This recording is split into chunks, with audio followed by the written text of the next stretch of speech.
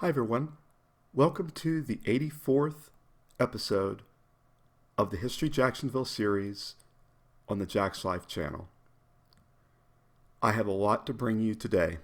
I have a lot to talk about with you today. I'm George Farrar, and since 2012, I've been broadcasting on this channel and my Legacy channel on YouTube and throughout the Left Turn Network at theleftturnnetwork.com.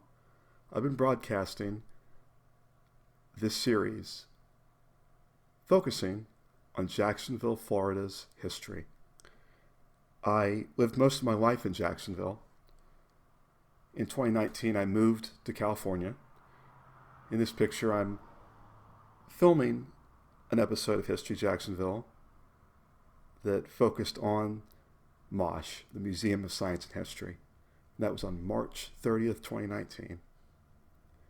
And so it is with some heavy heart I begin our show today, which is actually a history of the history series. When I really got History Jacksonville going, I had a mission statement, and here it is. The goal of History Jacksonville is to educate, enlighten, and entertain our community as a nonprofit collective effort. And I built this series on the Left Turn Network, on the leftturnnetwork.com, on this channel, starting out on my Legacy channel. But the inspiration came from a variety of sources, and I want to provide some credits and some kudos out there to people and organizations that made a lot possible. Hey, as a kid, at Crown Point Elementary School in the 1980s, and R.V. Daniels and the 6th grade center growing up, I really loved the school libraries, and I pulled out of the library one day in the 1980s, Old Hickory's Town, an illustrated history of Jacksonville. Beautiful illustrations, very comprehensive, amazing history, written by James Robertson Ward. So in some ways, I owe this series an inspiration to the fascination that I had. And that was, I was kind of, back then I was a small kid, kind of, in a way. I put on the poundage later, but that was a big book to be hauling around as a kid, and I remember it. Enjoyed it. Enjoyed a lot of the stories. I want to bring them on YouTube. I started doing filming specifically for YouTube in 2011. In 2011, in June of 2011, I went out to Friendship Fountain, out on the south bank of the St. Johns River, and I filmed. And so I wanted to really get YouTube going, and so some interesting things started happening. First of all, in October of 2011, there was a big political protest movement called Occupy Wall Street. I got involved in that. I got involved in attending, visiting, organizing, talking with people downtown Jacksonville. And I looked around at the city that I spent a lot of my life in. I was fascinated by the architecture. So here I am on a typical day filming. And I would become fascinated with places like the old Ambassador Hotel. It was at one point apartments. It was built in the 1920s. I remember, I think it was around the year before it closed, because I was doing a walk around downtown Jacksonville in 1997, and I walked by here, and it was open. There were guys playing pool in the at the street level, and it's like later on you go, wow. And Jacksonville has amazing urban architecture. Some that's still standing. Now the interiors are a mess and everything, but exteriors are quite fascinating. And so the cornerstone of History Jacksonville, and the inspiration to really get the series going, which was envisioned really to be nothing more than a 6-month series. Okay, 6-month series in 2012 was what I imagined. And so I started snapping pictures when I could, when opportunities presented themselves in my unique urban street sense. But I also owe some inspiration and recognition to MetroJacksonville.com and Stephen Dare and Ennis Davis, because I was starting to see articles long before I'd even decided to do YouTube. And so I would, as a basis, as a starting point, utilize and have utilized what was available because it's a comprehensive source. And here we see some amazing architecture, the original buildings, dilapidated as they may be, in downtown Jacksonville, with always hopes for restoration of the Laura Street Trio, right? So going through this one I really enjoyed, History Jacksonville Raw. I never really took the little mini series within the series, that one, very far, because I was just snapping raw footage there, right? But I did get inspired later on to do some things, to have the mini series within the series, and then later on, being able to take a look in time, right, as things are changing, because the streets, the cars, the people, things change over time, right? I was able to do collaborations with a gentleman named Britt Webwell and with some folks from time to time. And so he helped to make some of my best episodes possible. The Matthews Bridge, our Arlington, our Springfield. I really got it to going with him. And I learned some really neat things.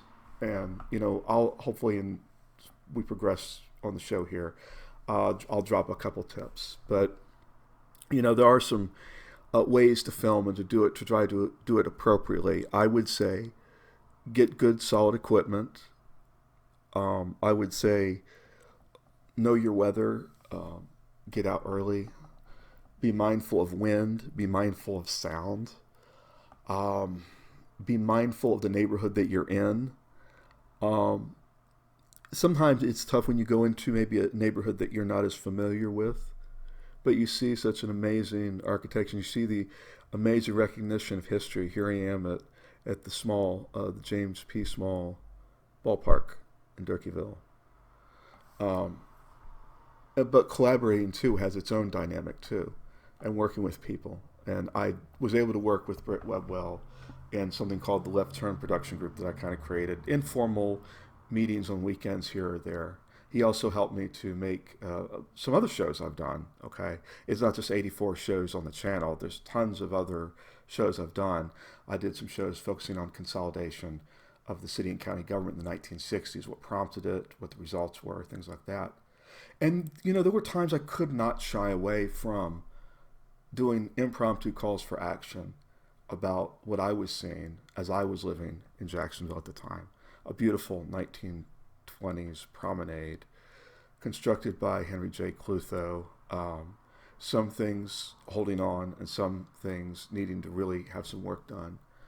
And I called for action on parks and called for action on preservation of various places. And I had a great time at Norman Silent Film Studios, where I had an unexpected opportunity to actually have a full tour of the Norman Silent Film Studios and to do extensive filming, of which I have tons of film,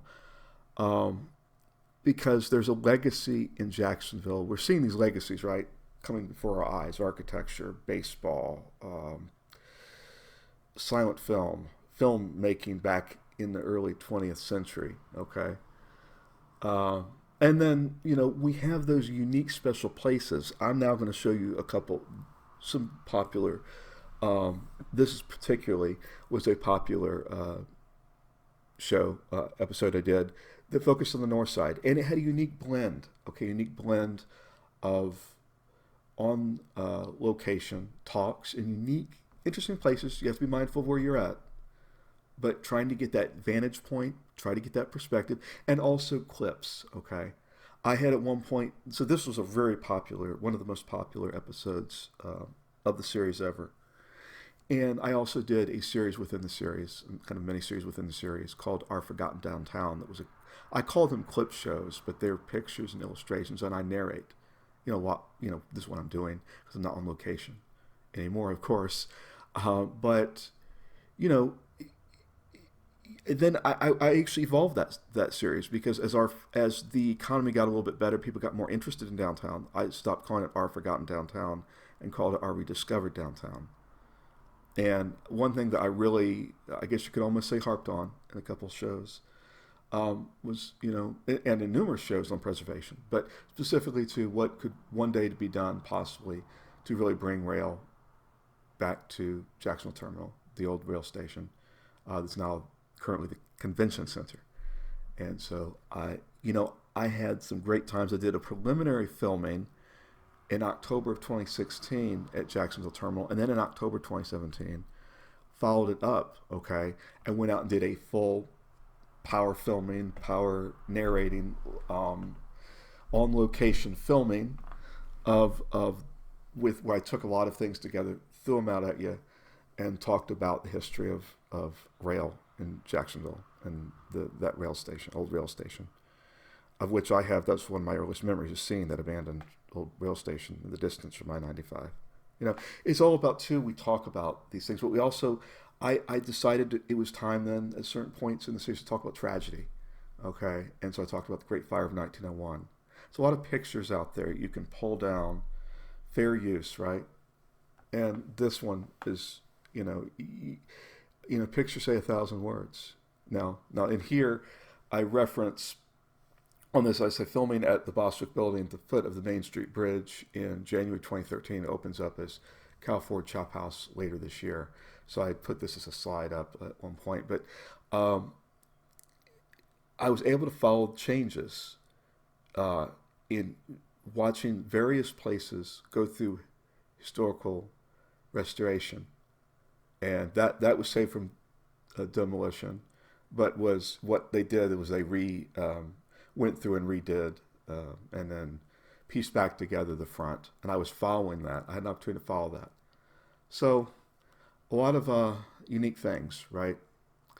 A lot of unique moments, unique times. So basically, when you were watching History of Jacksonville, in some ways, a lot of times you're watching my life from the period of 2012 to 2020, really on location until 2019. Now I'm thrilled to bring you, in a uniquely History Jacksonville moment, some film I took of the Hartbridge Expressway, from the Hartbridge Expressway, on my way to go to the ramp to exit to Duval Street. These overpasses here don't exist anymore. They've been demolished. So I bring this to you because we're about to approach a perfect moment, because I'm always trying to capture a perfect moment in film. When I was in the History Jacksonville series, I always wanted to provide a perfect moment that would reflect great on this amazing community, diverse community, that I knew so long over my lifetime. And so we have coming up to us this amazing moment. And I want to thank all of you over the years for your support and your inspiration, because I couldn't have had the series without all the inspiration. Here we have that perfect moment of which I've talked about. Driving my 2010 Scion XD onto Duval Street. If there's been one big theme throughout the History Jacksonville series, it's been that the people of Jacksonville, the 19th, 20th, and in the early 21st century, first 20 years of the 21st century, myself included, because I believe in some ways I've told my story in History Jacksonville and various shows on this channel, that the people of Jacksonville have seen so much change. In some cases, in short periods of time. You think about Jacksonville before the Great Fire of 1901, Jacksonville after the Great Fire of 1901, Jacksonville growing by leaps and bounds in the 20th century into the 21st century. And I've had this unique opportunity from 2012 up to now to tell this story. And I'll be bringing you on our next broadcast on the channel the final episode of the History of Jacksonville series, a grand finale. I know you're going to enjoy it.